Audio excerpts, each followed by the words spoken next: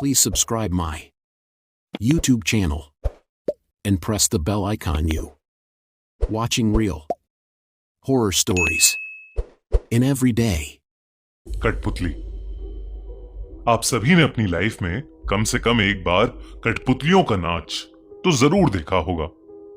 कठपुतली वाला अपने हाथों से कठपुतलियों को नचाता है और न जाने क्या क्या करतब कराता है। पर क्या हो अगर ये कठपुतलियां कठपुतली वाले की मर्जी से नहीं बल्कि खुद ही की मर्जी से चलने लगे। समीर अपनी बेटी उर्वी को पहली बार मेला दिखाने लाया था। 10 साल की उर्वी के लिए वो एक बहुत ही नया एक्सपीरियंस था। पूरे मेले में घूमते घूमते उर्वी एक जगह पर आकर बस रुक गई। उसके सामने कठपुतली वाला कठपुतलियों का खेल दिखा रहा था। पूरा खेल देखने के बाद उर्वी उस कठपुतली वाले से एक कठपुतली लेने की जिद करने लगी। समीर अपनी बेटी उर्वी को कभी किसी चीज के लिए मना नहीं करता था, पर उस कठपुतली वाले ने उर्वी को अपनी कठपुतली देने से साफ इनकार कर दिया। पर जब समीर ने उस मामूली सी कठपुतली के लिए उस कठपुतली वाले को खूब सारे पैसे देने की बात की, तो उस कठपुतली वाले ने अपनी कठपुतली उर्वी के हाथ में थमा दी। कठपुतली थमाते हुए उसने सिर्फ एक बात कही, इस कठपुतली के साथ खेलना कभी बंद मत करना। उसकी बात को अनसुना कर उर्वी उस कठपुतली को अपने सीने से लगाकर घूमने लगी। उसी दिन रात को उर्वी अपनी नई कठपुतली के साथ सो रही थी। समीर रात में उसे गुड नाइट बोलने उसके कमरे में आया तो उसने देखा कि वो कठपुतली जमीन पर गिरी हुई थी। समीर ने उस कठपुतली को उठाकर साइड टेबल पर रख दिया। समीर जैसे ही कमरे से जाने लगा, उसे किसी लड़की के रोने की आवाज आई। वो कमरे में वापस गया तो उसे कुछ नहीं दिखा, पर जैसे ही समीर की नजर उस टेबल पर रखी कठपुतली पर गई तो उसके होश ही उड़ गए। उस कठपुतली की आंखों से खून के आंसू निकल रहे थे। वो देखते ही समीर घबरा उठा और उसने उस कठपुतली को उसी समय घर की खिड़की से बाहर फेंक दिया। उस रात वो उर्वी के पास ही सो गया। अगले दिन उर्वी की आवाज से समीर की आंख खुली। उठते ही समीर ने देखा कि उर्वी कमरे के फर्श पर बैठकर उसी कठपुतली के साथ खेल रही थी। समीर ने तेजी से उठकर उस कठपुतली को उर्वी के हाथों से छीन लिया। उर्वी जोर जोर से रोने लगी।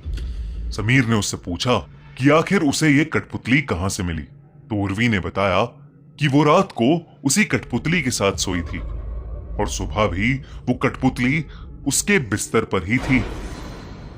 समीर को यकीन नहीं हो रहा था कि आखिर वो कठपुतली वहां कैसे पहुंची। समीर ने इस बार अपनी कार ली और उस कठपुतली को शहर की एक नदी में फेंक आया।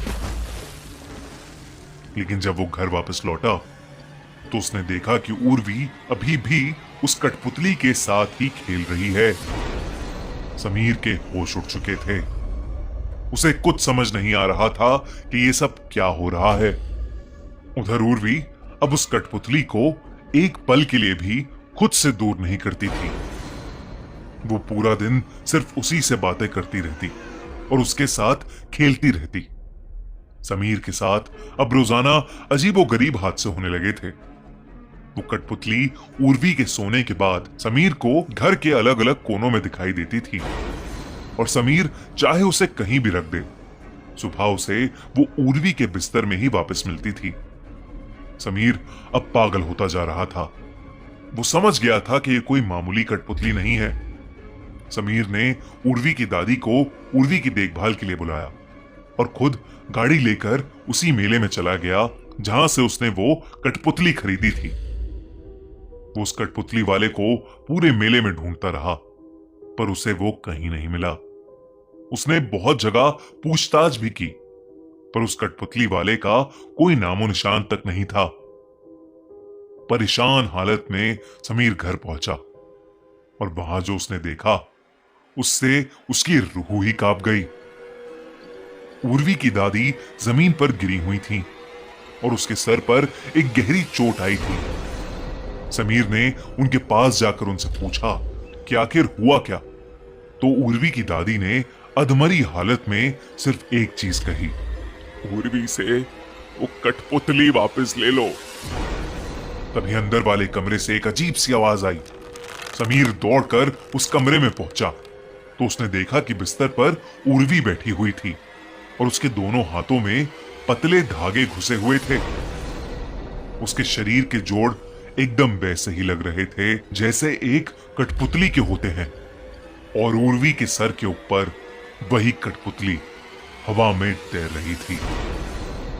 उर्वी के हाथ और पैर ठीक वैसे ही चल रहे थे जैसे कठपुतली के चलते हैं। उर्वी मानो अब एक कठपुतली बन चुकी थी। समीर को अपनी आंखों पर विश्वास नहीं हो रहा था। वो बहुत ज्यादा डर गया था। उसने कमरे में रखे क्रिकेट बैट से उस कठपुतली पर जोर से वार किया और उस कठपुतली के टुकड़े टुकड़े कर दिए। उर्वी उसी समय बेड पर गिरकर बेहोश हो गई।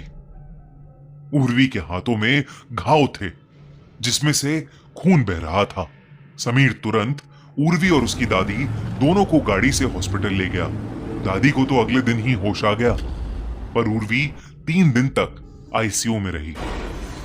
किसी को भी उर्वी से मिलने नहीं दिया गया था। 3 दिन के बाद जब उर्वी को होश आया और समीर जैसे ही उससे मिलने उसके हॉस्पिटल रूम में गया तो उसने जो देखा उससे उसका दिल उसके शरीर से बाहर आ गया। उर्वी अपने बिस्तर पर ही लेटी हुई थी, लेकिन उसने अपने सीने से उसी भयानक कठपुतली को लगाया हुआ था। जब समीर ने ध्यान से उस कठपुतली को देखा तो उस कठपुतली के चेहरे पर एक बेहद डरावनी मुस्कान थी।